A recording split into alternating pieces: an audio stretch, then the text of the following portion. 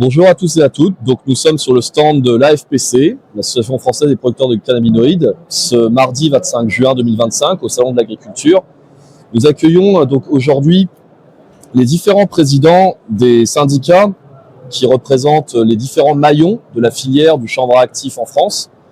Donc, à savoir, monsieur, je vous laisserai se présenter et présenter leur syndicat plus en avant, mais très rapidement. Donc, monsieur Tristan Cloarec, président de l'AFPC, monsieur Ludovic Rachou, président de l'UIVEC, et M. Soïg Guépera, président du SPC.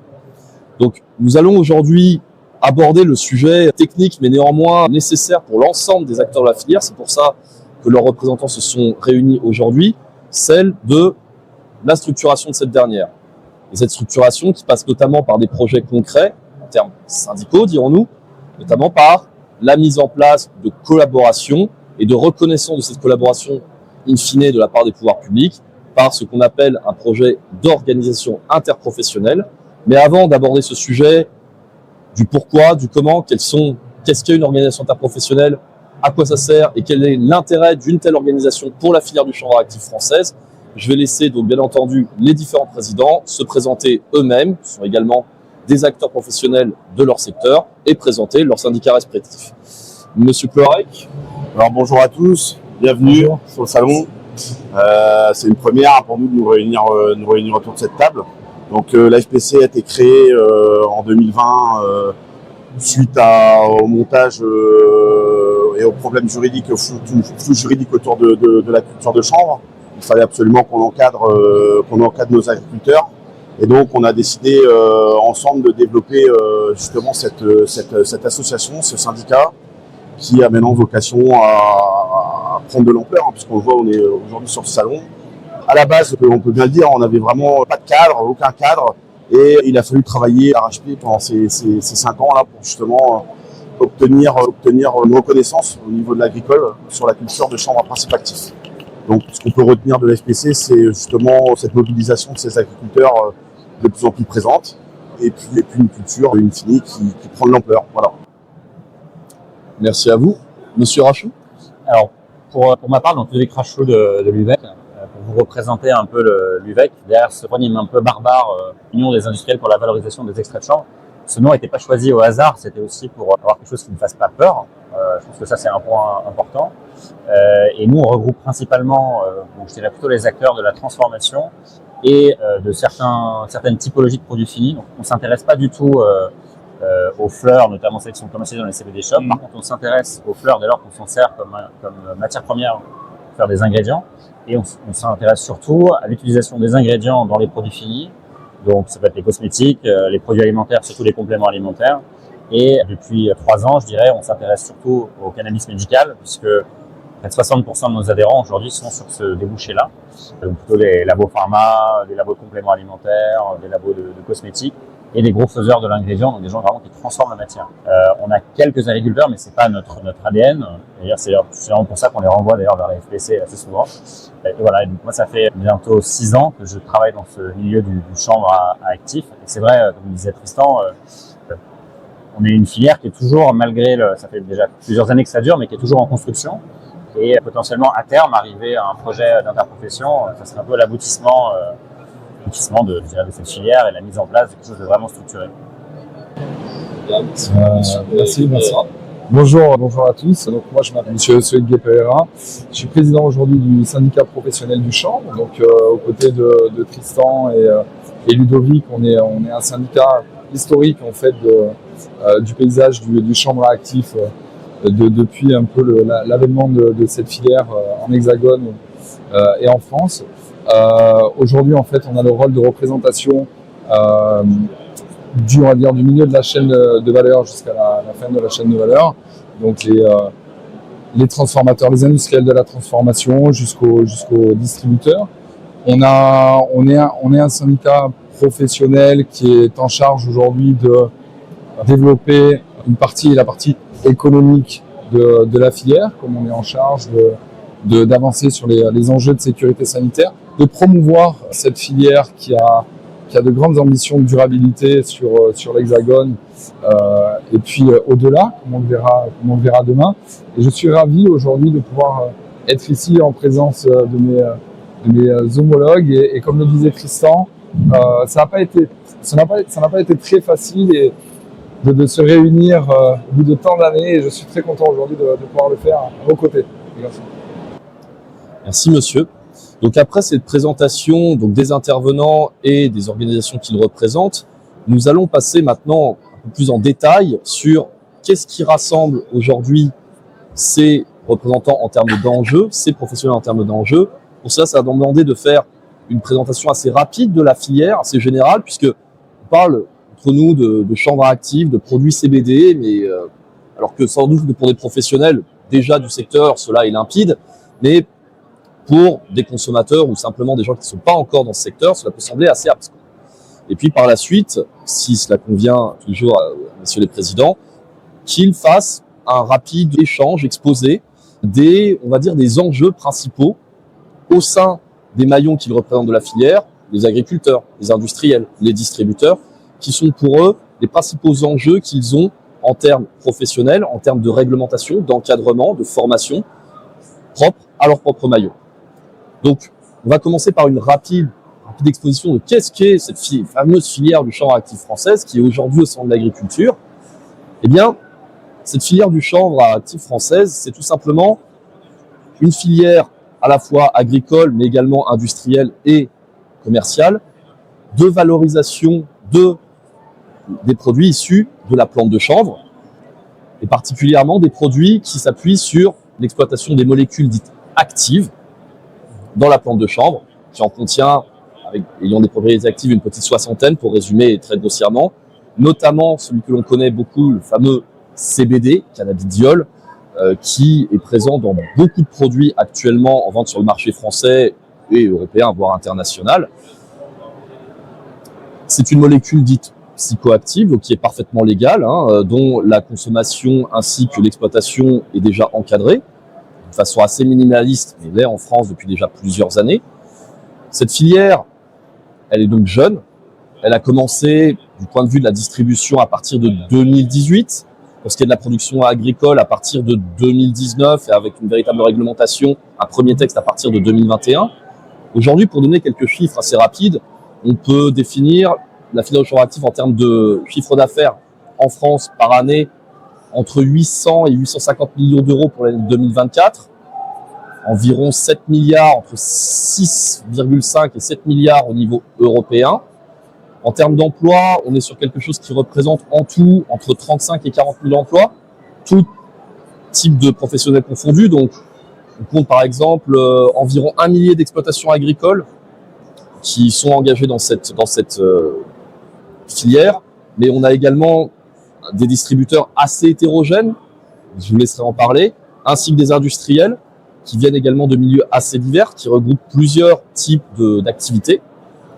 Donc aujourd'hui, effectivement, 35 000 emplois, 800 millions, 850 millions de chiffre d'affaires, donc un secteur qui attire, qui est en construction, mais également en expansion, qui représente un intérêt pour beaucoup de professionnels qui, à la base, ne sont pas forcément d'ailleurs des pure players, si vous me permettez l'expression, de cette nouvelle filière. Et donc, je vais laisser maintenant les présidents détailler par la typologie de professionnels qu'ils rencontrent, quels sont pour eux les grands enjeux au sein de cette filière du chanvre actif français. Je vais laisser la parole à monsieur Clorac. Alors, je vais commencer du coup. La FPC, donc, c'est 430 adhérents. À l'heure actuelle, quand on a commencé, on a bien vu qu'on était sur une typologie d'agriculteurs en très petite structure. Puis rapidement, on a commencé à avoir des agriculteurs justement qui sont en diversification, donc avec plus de capacité à produire. À l'heure actuelle, on a quand même des enjeux qui sont présents et qui sont peuvent être des freins à l'heure actuelle. C'est le problème variétal, puisque on le voit, on a un catalogue très restreint. Donc ça nous bloque justement par rapport à la compétitivité qu'on peut avoir vis-à-vis des pays européens. Et ça, c'est un gros problème. Par ce biais-là, on a aussi ce problème de taux. On voit bien, tu pourras en parler de Luc à l'extraction, mais on se rend compte que on reprend quand même entre la France et Dom-Tom, on voit bien qu'on a du mal à tenir des taux. On a des problèmes climatiques de plus en plus importants. Et une plante, ça reste une plante, elle subit des stress environnementaux qui font que naturellement on peut avoir un taux de THC qui monte. Et ça peut être aussi ce problème de qui va justement pour moi avec ce côté variétal, donc ce problème de taux. On va avoir pour nous la défense importante du Made in France, hein, du produit français, qui est méga important, puisque nous, au sein de l'association, on regroupe quand même 90% d'agriculteurs en biologique. À l'heure actuelle où le bio va très mal, on est capable d'apporter de réelles solutions avec le chanvre sur le domaine d'application biologique. Et ensuite, on va avoir un volet qui va être différent sur justement la compétitivité avec justement ces pays européens qui est un gros frein actuel. Également voilà, sur tu vas pouvoir en parler, mais c'est un maillon justement qui s'imbrique l'un dans l'autre et qui me semble évident. Et par ce biais-là, après on a le revenu de l'agriculteur, oui. Mieux valoriser les productions, mieux valoriser le revenu de l'agriculteur. C'est bien pour ça que monter une OI, c'est important, une interprofession, parce que justement, ça permet de respecter le cadre agricole et d'amener d'ensemble, exactement d'ensemble et de pouvoir arriver de la transformation jusqu'à la distribution à un produit valorisé et à ce juste titre.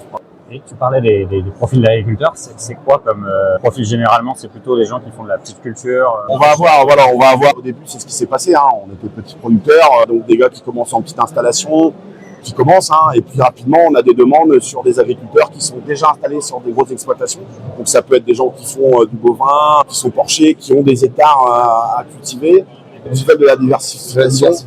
Après à nous d'amener les débouchés derrière. Donc on ne peut pas se permettre de donner aussi l'ouverture à tout et n'importe quoi. On est obligé de freiner les gens à l'installation parce que aussi derrière il faut des débouchés. Hein, et justement on est là pour construire ces futurs débouchés. C'est un message qu'on a beaucoup entendu en plus il y a 2 ans avec une surproduction en France et un tonnage de fleurs qu'on peine à sortir. À l'époque on s'est battu réglementairement sur. Parce que vous avez des typologies de culture, hein. Vous allez avoir des extérieurs, hein, de plein champ, de la greenhouse, hein, de la serre technique, et puis du indoor, quoi. Donc on amène chaque produit à sa juste valeur avec chaque typologie de culture. C'est important de regarder ce marché dans son ensemble en fait finalement, parce que accompagner en fait une diversification agricole, un changement des pratiques, une attractivité vers une filière du chanvre actif en France, c'est bien, ça peut intéresser énormément d'agriculteurs puisque on est sur une plante qui est merveilleuse, on est sur des causes qui sont nobles, une attractivité, une traction économique qui peut être intéressante à l'échelle européenne. Et à nous de faire ce travail justement ensemble, et c'est ce qu'on fait ensemble, de penser en fait cette filière avec une vue, je dirais, globale pour apporter des solutions de transformation, un cadre aussi à ces choses-là qui donne envie et qui permet de s'installer, et puis apporter des solutions de distribution et de valorisation des produits en bout de chaîne pour pouvoir retrouver ça sur l'agriculteur. La diversification est déjà très technique dans le domaine agricole, puisque comme le disait Tristan, c'est vrai que sur les variétés, suivant les climats, les climatiques, etc., il y a pas mal de choses à faire. Mais c'est assez contradictoire parce que Hugo tout à l'heure parlait d'un gros marché, et pour les gens qui nous écoutent, ça peut paraître complètement contradictoire de se dire on n'a pas de volume, on n'a pas de débouché, mais par contre on a des agriculteurs qui veulent se lancer. Et au final, parce qu'on a 80% d'importation, tout simplement. Et ça c'est vraiment très problématique. Les gens commencent à découvrir la plante, commencent à découvrir des produits CBD et leurs bienfaits. Maintenant, il faut consommer français, il faut faire travailler l'industriel français. On a quand même un bassin, et Ludovic qui va expliquer, en France, énorme de professionnels de la transformation. On a des circuits de distribution. À nous de savoir-faire, de la culture du chanvre, de mailler tout ça, et on est là pour ça, justement. Justement, on a vu effectivement les enjeux, les intérêts pour les agriculteurs qui produisent cette matière première, dirons-nous, après, quels que soient les débouchés. Puis on va continuer, on va dire, de suivre le fil de cette filière avec effectivement donc les industriels qui vont eux notamment utiliser cette matière pour différents produits et applications. Donc, Monsieur Rachaud, en tant que représentant de ces industriels, qu'est-ce que vous pouvez nous en dire? Est-ce que vous pouvez nous dire sur la typologie, par exemple, d'acteurs que vous représentez? Qu'est-ce qu'ils font de cette plante? Et qu'est-ce qui, pour vous, est le plus important dans votre maillon en termes d'enjeux, de structuration? Je pense que ce qu'a dit Soïc est très juste. On a tous les savoir-faire en France. Quand on regarde un peu, comparé à d'autres pays, notamment européens ou même anglo-saxons, peu importe, on a un savoir-faire en France sur l'extraction végétale, et c'est principalement dû à la filière des tout ce qui est parfumerie, etc. C'est les mêmes technologies d'extraction qui vont être utilisées, notamment le CO2 supercritique. Et donc on a la chance en France d'avoir la maîtrise technologique, en tout cas des process qui permettent de fabriquer les ingrédients. Maintenant, la réalité, quand on regarde le marché, je pense, des produits finis qui contiennent du CBD, on va dire principalement les huiles, parce que ça reste aujourd'hui le gros du marché. 98% du CBD ingrédient est importé. Oui. Majoritairement des pays, soit des États-Unis, soit c'est du CBD sud-américain qui est relabellisé.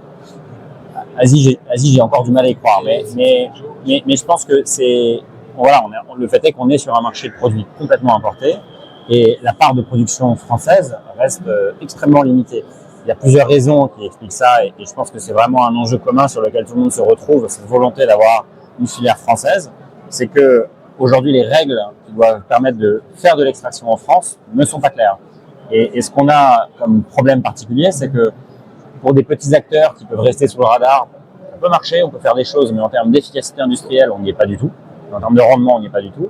Mais pour des acteurs établis qui voudraient se lancer dans la fabrication d'ingrédients, en fait, aujourd'hui, ils ne savent pas comment ça marche. Ils ne savent pas quel est le statut du transporteur qui va leur amener des fleurs qui sont dans la plante, on est à 0,3% de THC, mais dans la fleur, on va être à 0,8, 1%. Ça fait quoi? Ça veut dire que le transporteur trafique des stupéfiants? Non, mais bon, il faudrait clarifier dans la réglementation.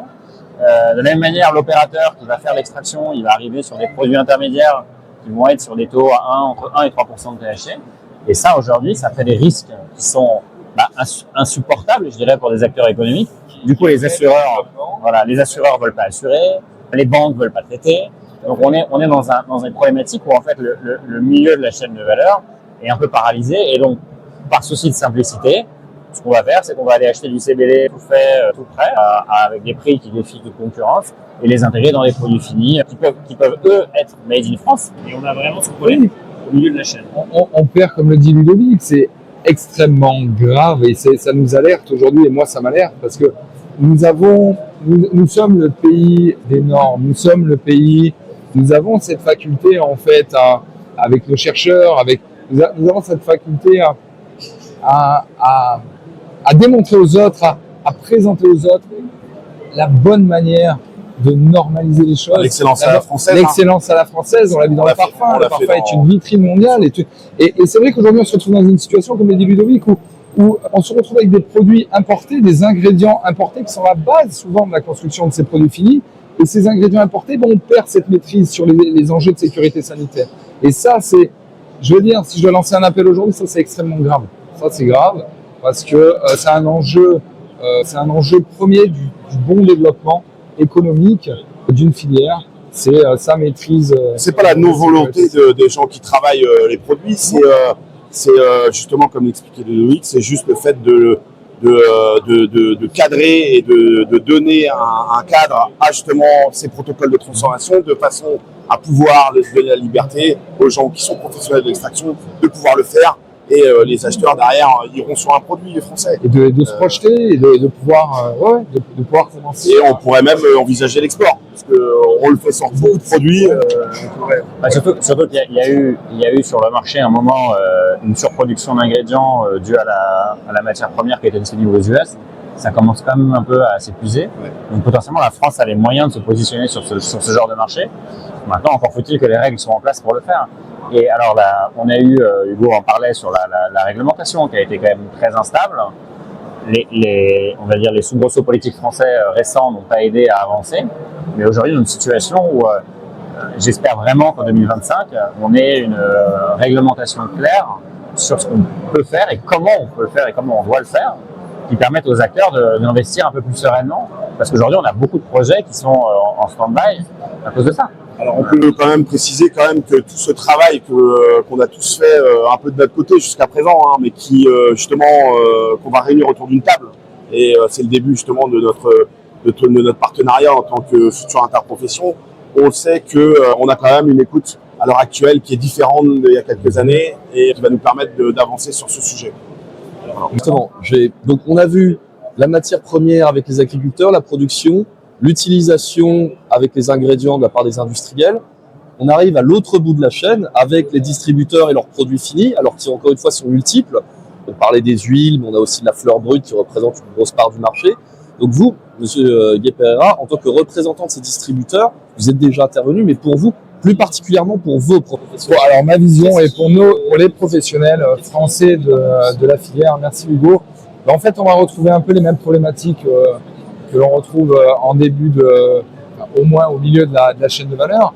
C'est un manque de clarté sur certaines typologies de produits aujourd'hui pour les distributeurs. Et ces distributeurs-là, en fait, sont confrontés à des choix. C'est-à-dire, est-ce que je source français? Est-ce que je source européen? Et en fait, pendant que au milieu de la chaîne et pendant que, on va dire que ce marché, que cette filière en fait française, c'est pas un message négatif que je vais envoyer aujourd'hui, mais pendant que nous, en France, on se pose énormément de questions sur la fiscalité, sur la normalisation des packaging, etc., sur voilà, un manque de clarté sur ce cadre et surtout cette position par rapport au novel food. On a ces distributeurs en fait qui ont engagé en fait de gros moyens, qui ont engagé, qui ont des emplois, qui ont engagé pas mal de frais et qui veulent se projeter sur ce marché, qui aujourd'hui se retrouvent parfois un petit peu, un peu trop embêtés avec des produits français et pas assez embêtés avec des produits étrangers, avec des produits européens. Donc ça, c'est un peu le message aujourd'hui. Et puis peut-être insister aussi sur les enjeux de fiscalité. Je pense que ça, c'est important aujourd'hui de dégager un cadre assez clair sur une catégorie générale des produits riches en principe. Est-ce que vous pouvez pour encore une fois nos auditeurs qui ne sont pas forcément dans ce milieu-là, qu'est-ce qui est cet enjeu de fiscalité? Parce qu'on parle de fiscalité pour les produits finis. Très bien. Qu'est-ce qui crée ce problème en réalité? On va parler qui dit fiscalité, on va dire traçabilité, on va parler de TVA aussi. Je pense que c'est important. Peut-être une harmonisation sur notre territoire au regard des enjeux de compétitivité européens. Je pense que c'est important. On travaille ensemble à des propositions sur la fiscalité aujourd'hui. Donc, sans citer un produit en particulier, ni la fleur en particulier, ni l'huile de CBD en particulier. Et je pense qu'il faut peut-être regarder les choses dans leur ensemble et s'ouvrir les portes à une fiscalité appropriée, particulière aux produits du chanvre. Ouais, et puis peut-être sensibiliser aussi les distributeurs à travailler un produit sain. On sait très bien que la plupart des produits issus du CBD sont des produits bien. On parlait de traçabilité. Voilà, c'est de savoir d'où il vient, comment il est transformé, comment il arrive chez nous, qu'est-ce que contient la fleur. Parce qu'on a vu beaucoup de pays travailler avec des PGR, des hormones, mutagènes, cancérigènes et autres. Au bout d'un moment, c'est de se dire comment on travaille un produit sain, comment on fait pour que nos distributeurs aient confiance aux produits français, parce que nous on le propose, donc il faut qu'ils y disposent. Et peut-être une articulation, on pourrait dire, d'un pseudo-label, on en avait parlé, autour de justement le Made in France et pousser justement ces distributeurs à... C'est vrai que, comme le disait Ludovic aussi tout à l'heure, tu en faisais référence, aujourd'hui il y a un travail assez conséquent qui est fait par exemple avec l'AFNOR. Aujourd'hui, dans la filière, on a les acteurs français qui s'inscrivent dans cette démarche de traçabilité, de réponse aux défis, aux problématiques des enjeux sanitaires. Donc, les distributeurs aujourd'hui, le syndicat et le syndicat professionnel du chanvre, évidemment, s'inscrit dans cette volonté de sourcing français, met des choses en place pour ça. Et je pense que la fiscalité est une vraie question des distributeurs aujourd'hui qui permettra aux distributeurs de se projeter à court et moyen terme en complément, on va dire, de tout le travail qu'on a à faire. Parce qu'on voit quand même, pour avoir discuté avec des revendeurs, on voit quand même que il y a quelques années, le standard de la fleur était une fleur dure, compacte, dense, ce qu'on n'était pas capable de produire en France. Et on voit à l'heure actuelle que on a un public qui est en train de s'ouvrir à une fleur naturelle. Et du coup, je vois aussi des magasins qui me disaient oui, c'est compliqué de vendre des produits français parce que vous n'avez pas les mêmes standards que les pays européens. Voisins, du coup on ne travaille pas du tout les mêmes produits parce que la plupart de nos agriculteurs sont en bio et du coup sans intrants. Tu respectes les variétés. Exactement, en plus de ça, hein, donc voilà. Mais je vois aussi des magasins qui ouvrent leurs propositions et font découvrir des produits français. Ouais. Et derrière des clients qui adoptent ces produits, qui retrouvent quelque chose de naturel et du coup de beaucoup plus sain. Et je pense que l'enjeu aussi, pour nous, il est de communiquer à travers un axe de communication justement de produits sains. Et de soutenir l'agriculture française, bien évidemment, et les industriels, les distributeurs. Pour te répondre, à l'instar des distributeurs du marché de la vape d'il y a des années, par exemple, je fais souvent le parallèle. Aujourd'hui, c'est vrai que les distributeurs français, et pour certains, pour ceux qui n'ont pas déjà commencé à le faire, doivent se réinventer, doivent se transformer, doivent proposer, comme tu dis, un accompagnement, une vraie valeur ajoutée en fait aux produits du champ actif sur le paysage français. Donc ça, c'est vrai que c'est important. C'est un des Parce que moi, je peux, avec l'historique et le recul qu'on peut avoir, nous, en tant qu'agriculteurs, c'est qu'en France, on a une richesse de terroir.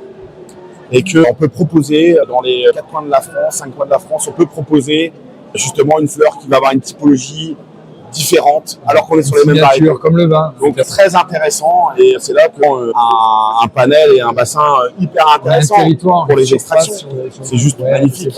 Donc c'est vrai que nous de se mobiliser justement et de mobiliser nos distributeurs à pouvoir enfin inverser un peu ce rôle de précédentaire de 90. Imager tout ça, pouvoir véhiculer en fait 90% de produits importés. Tout à fait. Mais alors, de ce qu'on peut retirer de vos différentes interventions, c'est que on est dans une situation assez paradoxale pour cette filière du chanvre actif en France, avec, donc on l'a dit, un marché très important, mais tenu de façon très majoritaire par des produits d'importation.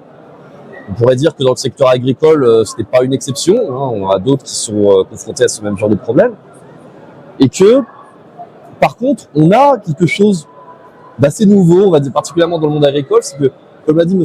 Gué-Pereira, la France est considérée souvent comme un pays de normes, où on adore produire de la norme, on adore produire de l'encadrement. Parfois, cela est considéré comme à outrance. On l'a vu notamment dans des revendications du monde agricole français en général, que ce soit cette année ou même l'année dernière, c'est en salon d'agriculture.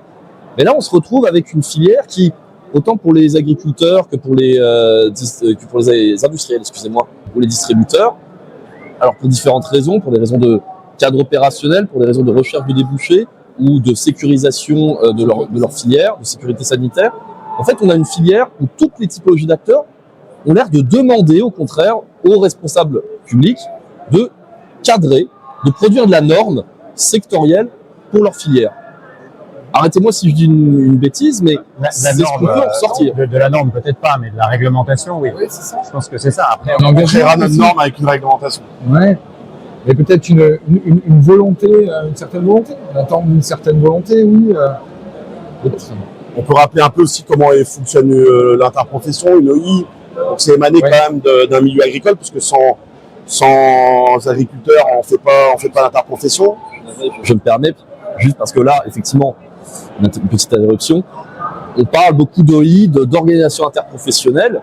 Donc on voit qu'il y a une volonté des différents acteurs de travailler ensemble au sein de cette même filière, mais au bout d'un moment, effectivement, qu'est-ce qui est cette...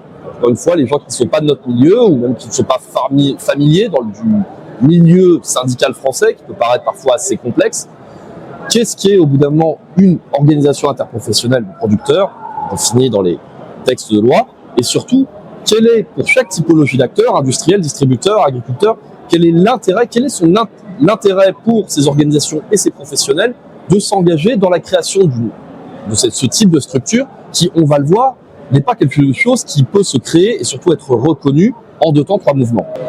Oui, alors je peux commencer si vous voulez. Pour moi, une organisation interprofessionnelle, aujourd'hui, avant toute chose, pour moi, c'est de la représentativité. C'est le meilleur, avoir une meilleure écoute, une meilleure représentativité, enfin, une meilleure présentation de la représentativité de cette filière du chanvre actif. C'est un discours commun aussi, je pense, afficher un discours commun, et puis c'est se rassembler aussi sur ces grandes questions-là, sur ces grandes questions. C'est regarder ces enjeux de cette filière avec un angle général nécessaire nécessaire quand on parle de développement économique, hein, je pense. Bon, voilà, je peux vous passer la main. Ouais, je rejoins Loïc. Je pense que voilà, nous on est agriculteurs, sans distributeurs, on n'avance pas, même si beaucoup de chambriers se distribuent eux-mêmes sur des marchés. Si on veut dimensionner les choses correctement, comme dans certains pays, il nous faut des distributeurs, il nous faut des industriels de transformation.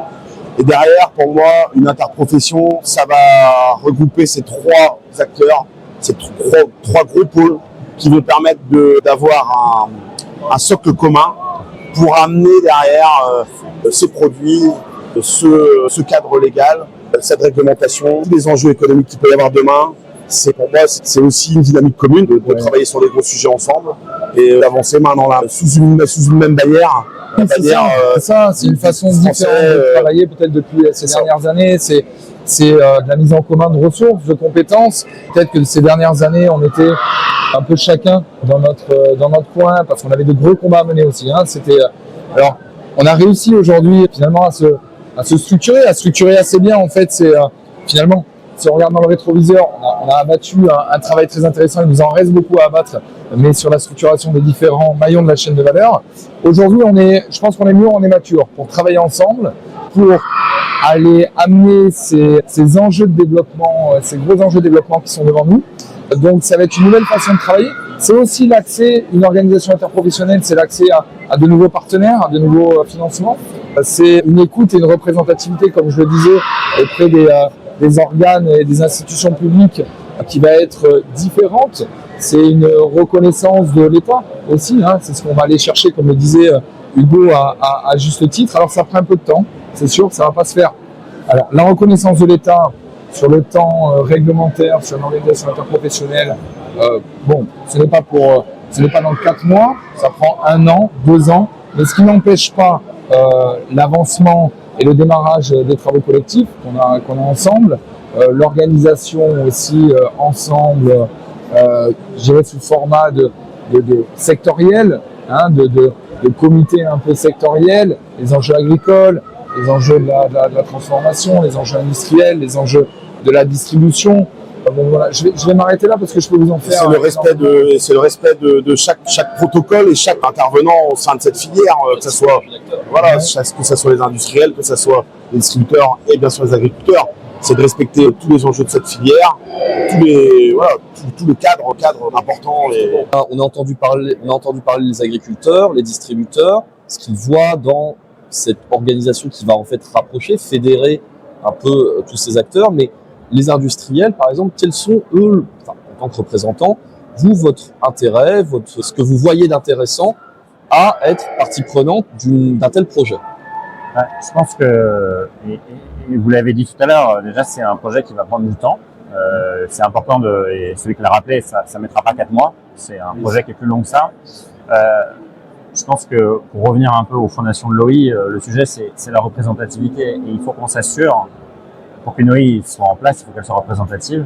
Alors sur l'amont agricole, potentiellement on représente assez, mais je pense que l'idée c'est aussi de ratisser le plus large possible pour être sûr de bien représenter cet amont agricole avec toutes ses spécificités. Ça c'est extrêmement important. Pour les industriels, c'est important parce que ça permet aussi d'avoir, je dirais, un front unifié sur demain les éventuelles sources d'approvisionnement. Après, nous, ça va plus loin que la simple transformation. On parle aussi de la 2e et la 3e transformation sur les produits finis. Et ça permet de bien mettre les enjeux bout à bout. C'est-à-dire que nous, notre position en tant qu'acteur de la transformation, c'est qu'on ne peut pas prévoir un amont agricole si on n'a pas une visibilité sur les débouchés. Or, c'est dans l'intérêt vers l'aval. Voilà, c'est dans l'intérêt de l'amont qui est les débouchés ensuite. Donc, voilà, l'idée, c'est d'arriver à avoir cet espace de discussion qui permette de, on va dire, centraliser les besoins. Ça ne veut pas dire gommer les spécificités de chacun, parce que chacun a sa pierre à apporter, mais c'est déjà de trouver un espace de discussion dans lequel on peut mettre les choses, je dirais, les unes à la suite de l'autre. Maintenant, c'est un travail qui s'annonce compliqué. On en est qu'au début, c'est évident. Après, ça permet d'avoir plus de poids auprès de l'administration, uniquement le jour où l'interprofession est constituée quand même. Et ça n'empêche pas de continuer à travailler avant cette étape-là. Mais oui, c'est un projet, je pense, qui est aussi permis par le fait qu'on a une évolution assez majeure. On n'en a pas parlé avant, mais jusqu'auparavant, on avait une autre interprofession qui était positionnée sur l'ensemble de la chaîne de valeur du champ. C'est officiellement plus le cas depuis quelques mois. Janvier 2024. Ça a été publié au journal officiel. Voilà. Et donc, je pense que la réalité, c'est que on a de facto un espace qui s'ouvre par rapport à ça et qui est logique, c'est-à-dire que l'interprofession actuelle que nous on connaît bien puisqu'on partage quand même des adhérents en commun ne couvre pas et ne couvre plus officiellement ce sujet des chambres actifs et donc ça laisse l'opportunité pour la filière de s'organiser et ça renvoie à ce qu'on disait tout à l'heure. Je pense qu'en fait la filière du chanvre actif on est plus proche d'une interpro type plante à parfum aromatique que sur de la grande culture avec 20 000 hectares et je pense que c'est un point sur lequel on se retrouvera. On n'aura jamais 20 000 hectares de chanvre actif en France, c'est pas l'objectif. Mais voilà, justement, c'est bien prendre en compte ces spécificités-là et avoir, j'espère, à terme une OI qui représentera cette typologie de culture et qui sera écoutée par les pouvoirs publics. Après, il y a des gros enjeux sur le feed. Voilà, si les choses s'ouvrent correctement et avancent, on pourrait envisager enfin de pouvoir donner du chanvre actif à nos animaux sur des élevages comme l'élevage porcin. On a vu des problèmes de cannibalisme sur des études qui ont été faites au Canada, s'il me semble bien. Ils ont eu des super bons retours sur justement l'amélioration des conditions animales. Je pense que il y a tellement de sujets sur lesquels on peut travailler. Et comme le disait Ludo, mention crescendo et avec cette place aujourd'hui qui nous est disponible, ça va nous permettre nous spécialistes finalement depuis des années de cette filière chanvre active. Donc si on fait un résumé de vos interventions, une OI, pour la compréhension des gens qui nous regardent, c'est donc une forme de fédération, d'organisation syndicale qui va, par l'intégration de mêmes syndicats sectoriels, dirons-nous, qui représentent chacun des maillons dont on a parlé, va rassembler tout cela, faire front commun, si on peut dire, non seulement afin d'avoir effectivement ce poids supplémentaire auprès des pouvoirs publics, mais également de pouvoir, entre eux, organiser les échanges entre les différentes typologies d'acteurs et de professions au sein même de la filière. Il y a à la fois une activité vers l'extérieur, si je puis dire, notamment de la représentation, voilà, vers les institutionnels, qui soient nationaux. C'est créer de la richesse. En fait, Hugo, une OI, c'est créer de la richesse aujourd'hui, typiquement. C'est une interconnexion entre les maillons de la chaîne de valeur. C'est travailler au sujet, en fait, avec une compréhension des autres. Pour le SPC, les distributeurs. Concrètement, ça veut dire quoi pour les distributeurs? Ça veut dire demain, si je me projette sur projet de distribution à grande échelle sur le territoire, qu'il soit en hexagone ou qu'il soit dans les outre. C'est-à-dire qu'aujourd'hui, je vais être en capacité d'avoir un interlocuteur qui va me représenter professionnellement, qui va pouvoir m'apporter cette compréhension de l'ensemble de la chaîne de valeur, qui va pouvoir faire redescendre finalement des sujets importants sur les autres comités sectoriels dans l'organisation interpro, sur les sujets agricoles, les sujets de transformation, compétitivité sur les prix, voilà. Ça peut être des enjeux de discussion entre comités sectoriels, mais comme tu le laissais sous-entendre tout à l'heure, chaque partie, chaque maillon de la chaîne de valeur va avoir finalement sa voix au chapitre dans l'organisation interprofessionnelle. Il n'y a pas de maillon qui s'efface, mais c'est plutôt une compréhension globale. C'est comme ça que je le définis. En définitive, une organisation interprofessionnelle, de façon générale, mais pour le chanvre actif, est en réalité une forme de syndicat global, un syndicat de branche qui va s'atteler à représenter tous les acteurs de cette filière en respectant les spécificités de chacun.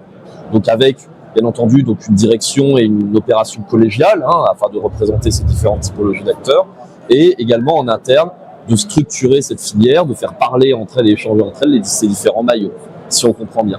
Et en plus, comme l'a mentionné M. Rachou, c'est qu'il y a un vide qui s'est créé assez récemment, il y a un peu plus d'un an, donc, avec une profession, on va dire, classique du chanvre en France, qui a décidé, pour diverses raisons, de ne plus avoir ce champ d'action qui couvre l'utilisation du chanvre actif. Donc, comprenez, on appelle des fleurs et des feuilles, vu que c'est cette partie du chanvre qu'on utilise.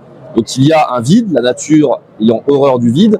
Et avec cette demande dont on a rappelé cette demande de cadrage pour tous les maillons de la chaîne. C'est donc un projet logique de créer cette nouvelle organisation intégrant les différents syndicats pour pouvoir remplir ce rôle et représenter au mieux cette branche. Et en fait, normaliser cette branche dans tous les au sens littéral comme au sens secondaire, c'est-à-dire de dire que dans 5-10 ans, quand vous dites je suis agriculteur, industriel, distributeur de produits chanvre actifs, ce soit guère différent de dire qu'un agriculteur industriel qui est dans le secteur des grandes cultures, du céréalier ou autre, que ce soit considéré comme quelque chose de parfaitement normal dans le monde agricole et professionnel français.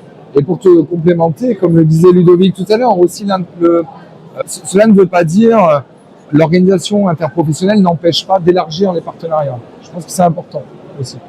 Ludovic en faisait part tout à l'heure. Une organisation interprofessionnelle ne va pas dire qu'on va arrêter les partenariats et la compréhension de l'ensemble des autres acteurs peut-être professionnels du paysage. Voilà. Mais il va s'agir aujourd'hui surtout de se réunir, de commencer à se structurer pour aller porter des messages communs, des projets, s'engager sur des projets d'ampleur. Bon, on a quand même réussi à mener dans le passé, depuis quelques années, chacun avec nos syndicats respectifs. Aujourd'hui, je dirais avec encore plus de puissance pour créer de la richesse, répondre à cette compétitivité et lutter sur les enjeux de compétitivité. Les enjeux économiques et préserver nos richesses, comme tu disais. Et comme ça, mais voilà. Je te laisse, t'en parles tellement bien. Voilà. Mais c'est surtout aussi préserver toute cette chaîne de valeur très importante, donc on n'oublie personne. Je sais que nos agriculteurs sont très sensibles au fait que peut-être une interprofession, on puisse délaisser le monde agricole. Non, justement, c'est l'inverse. C'est vraiment de la valoriser. Exactement. Et alors, justement, dans ce cas-là, une question peut se poser. Parce qu'on parle beaucoup depuis le début de cette table ronde de filières, de grands projets, de collaboration entre les différents maillons. Mais si on se rapproche beaucoup plus de nos professionnels qui sont membres, d'ailleurs non membres de nos organisations, pour l'agriculteur, véritablement le chanvrier, l'extracteur du secteur parfum traditionnellement, le CBD shop dans sa ville, nous entendons, il dit mais au bout d'un moment c'est très bien tout ça, toute cette organisation, ces syndicats, c'est plus de poids, très bien, mais comment moi en tant que professionnel tous les jours, quelle que soit ma typologie d'activité, la création d'une interprofession, de cette nouvelle organisation syndicale va me bénéficier à moi dans mon activité quotidienne, vraiment dans le dur de ma profession. Peut-être justement les agriculteurs très sensibles à cela, mais c'est bon aussi pour les autres. Est-ce que vous pouvez peut-être nous en dire un peu plus à ce niveau-là?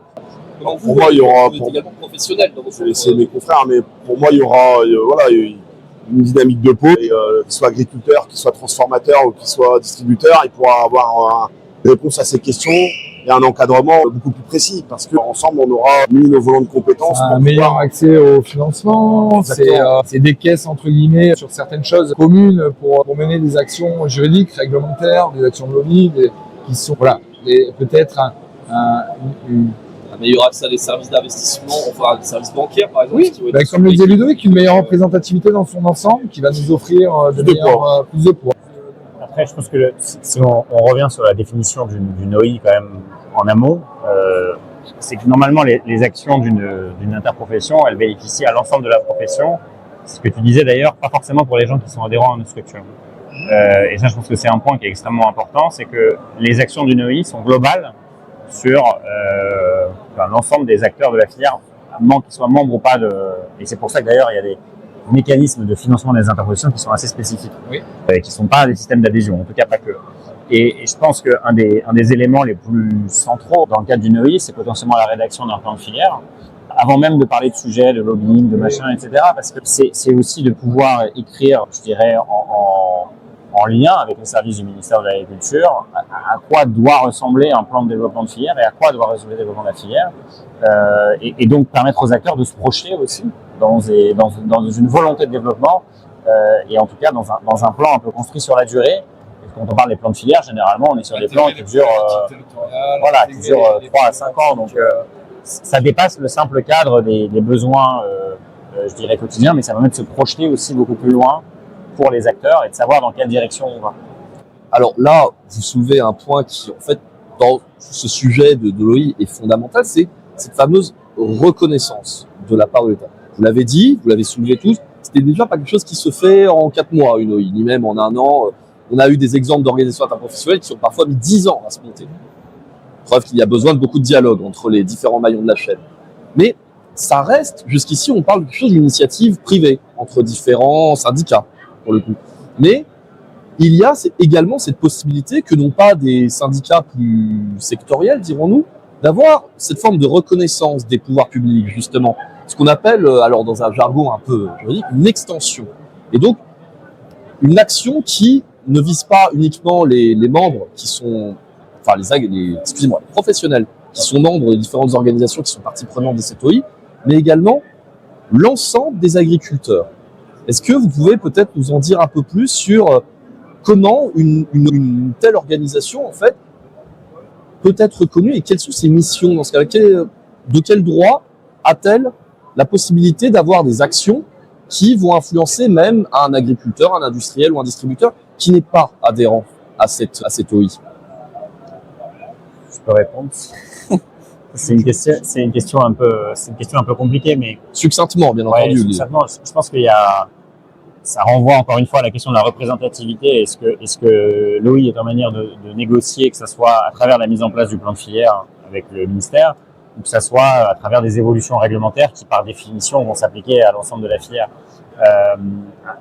Après, je veux dire, c'est là où Hugo, tu le disais, on a besoin il va y avoir besoin de beaucoup de dialogue pour anticiper quelles vont être les évolutions possibles. Après, par définition, les sujets que vont porter l'OI vont se vouloir généralistes sur la filière. Oui. Et d'ailleurs, le seul critère qui compte, enfin, le critère principal qui compte pour la reconnaissance de l'OI, encore une fois, c'est la représentativité. Donc, si le ministère estime que l'OI n'est pas assez représentative, l'OI ne se fera pas. Donc, l'enjeu clé, c'est quand même avant tout l'OI en tant qu'organisation reconnue officiellement par les services de l'État. Tout à fait. Ouais. D'accord. Mais dans ce cas-là, si j'ai répondu à la question. Oui, tout à fait. Alors, on va dire qu'une organisation, pour moi, à mon sens, c'est une organisation interprofessionnelle aujourd'hui, comme le disait Ludovic. C'est bon, je suis d'accord avec ce que dit Ludovic, mais ça va reprendre aussi essentiellement nos missions aujourd'hui avec les syndicats du quotidien, dans le sens, je veux dire, champ d'application. On est vraiment sur de l'établissement de normes. Voilà. On est sur on va être sur de la représentation, on va être sur de la mise en place d'actions communes et de relais avec les territoires, avec les pôles territoriales, les PTCE. Bon, très bien. Mais comme le disait Ludovic, je pense qu'une OI reconnue avec reconnaissance d'État, c'est peut-être pour aussi avancer sur des sujets, trouver sur le chemin un endroit où se rejoindre sur le chemin entre besoins, on va dire, du gouvernement et besoins du gouvernement et peut-être volonté des opérateurs. Voilà. Je pense que c'est un outil qui peut nous permettre aujourd'hui de commencer à poser les bonnes bases pour le travail d'une filière qu'on veut se voir développer pendant de belles années devant nous, puisque autour de nous, sur la scène européenne comme internationale élargie, ça n'attend pas. Les pays avancent. Ils se structurent. Ces filières-là se structurent très rapidement et souvent, très souvent, et on le voit dans beaucoup de pays aussi européens, ces questions-là sont prises à bras-le-corps en amont. Et voilà, donc peut-être que c'est comme dans la vie, le timing est important, je dirais. Et nous, aujourd'hui, avec ce qu'on propose et ce qu'on fait aujourd'hui avec cette OI, on met les bonnes choses en place. Puis on fait le même titre qu'une autre interprofession, qu'une autre spécificité, qu'un autre produit agricole qu'on connaît bien. Il y a plein d'interprofessions. Tous les jours là au salon, il y en a un paquet. Donc on est juste en train de se professionnaliser sur justement notre cadre, encore une fois de plus, et réunir nos compétences autour de cette interprofession. Mais donc on comprend bien que mettre en place une OI pour le champ actif, ça représente de nouveaux leviers pour la filière et ses professionnels, mais aussi de nouvelles responsabilités pour cette organisation, puisqu'avec ces formes de reconnaissance, d'extension par l'État, il y a effectivement des délégations de certaines missions qui sont données. On peut prendre pour exemple notamment l'interprofession classique du chanvre qu'on a mentionné précédemment, qui a notamment pour mission de faire les contrôles en champ sur les différents taux de cannabinoïdes, alors qui sont faits de façon assez parcellaire, mais qui sont techniquement intégrés dans leur statut. Mais alors, une fois qu'on a dit ça, donc on a bien compris à quoi sert une OI, ce que c'est, très bien. La question que pourraient se poser nos auditeurs, et c'est peut-être là-dessus qu'on va finir, c'est ok, très bien, donc on a compris l'intérêt, vendu. Maintenant, c'est quoi la prochaine étape? Qu'est-ce qui va nous permettre de développer ce projet et d'en faire une réalité? Et de pouvoir avoir, in fine, alors dans 2, dans 3 ans peut-être. On va essayer de le faire un peu avant. On va essayer d'être Du travail, des échanges. Moi, chez l'éternel, mais pour vous, voilà. Beaucoup de boulot. à dire les jalons, Ludovic. Je pense que les jalons, c'est de commencer la discussion sur les points d'accord, c'est facile. Les points de désaccord, c'est moins facile. Mais je pense que c'est ça le sujet, parce que en fait, c'est à ce moment-là qu'on voit. Et par contre, j'insiste vraiment sur ce point, mais avant tout, une OI, ça représente l'amont agricole. Donc, je ne veux pas dire qu'on est les pièces rattachées, je parle pour nous, hein, mais on est quand même au bout de la chaîne. Et l'essentiel, c'est l'amont agricole. Et on doit s'assurer de faire en sorte, et je pense notamment à notre rôle, de aussi faire en sorte que les agriculteurs soient au mieux représentés au sein de la FPC par exemple.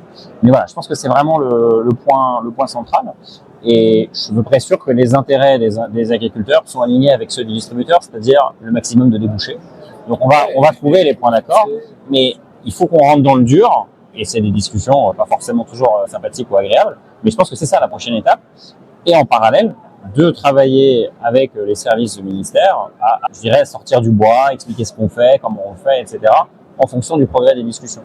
Mais je pense que c'est ça les prochaines étapes. D'accorder nos violons de façon à ce que... Non, oui, il y a ça, mais ce que je veux dire, c'est s'assurer aussi qu'on a une base suffisante. Non. Parce qu'on a une base suffisante d'un point de vue agricole, parce que, voilà, c'est encore une fois, c'est de s'assurer, et je pense que la FPC constitue déjà une très bonne base. Une structuration. Non, mais... On fait pareil. On a bien compris, je pense que c'est important que, voilà, on parte sur une base saine, et comme l'a très bien dit Ludovic, bah, ça, c'est sujet de discussion. Voilà, au départ, peut-être de désaccord parce qu'il faut accorder tout ça. Et en tout cas, on y travaille. On est tous mobilisés à travailler ensemble. Et ça a déjà commencé. Et voilà, on l'a déjà commencé ensemble. C'est déjà on s'appelle super régulièrement tous les trois. Exactement. Hugo le demandait, c'est-à-dire, bon, en termes de jalons, est-ce qu'on peut essayer de fixer une temporalité un peu là-dessus, un tout petit peu, se risquer à ça? Bon, il y a un travail préparatoire, comme le dit Ludovic, Tristan. Ce travail préparatoire, on est déjà dedans. On l'a déjà commencé. Être assis autour de cette table déjà aujourd'hui, ça démontre. Monsieur Vrachot évoquait notamment la rédaction des statuts, qui est un élément fondamental pour garantir cette représentativité juste et équitable, qui est d'ailleurs demandée eux-mêmes par l'État. Une représentation équitable des différents acteurs, parties prenantes de cette OI. Non, et puis je pense fondamentalement, c'est que dans la vie, si on veut faire les choses intelligemment, avec des personnes motivées, avec tous les sujets qu'on vient d'aborder, et on est tous les trois respectifs à être engagés sur cet axe-là, je pense qu'on va faire des belles choses, c'est obligatoire. Même en devant parler des désaccords, justement. Bien sûr, mais il y en a toujours. Et ça passe par des discussions, des échanges. C'est normal. Ce qui veut dire... On a réussi à définir le champ dans la commission de normalisation. Je pense qu'on peut se mettre d'accord. Tout à fait. Bon, eh bien, je pense que c'est sur ces paroles et ces projets pour l'avenir qu'on peut terminer cette table ronde. Je voulais vous remercier en tout cas d'être venu. Merci pour l'invitation. Merci pour l'invitation.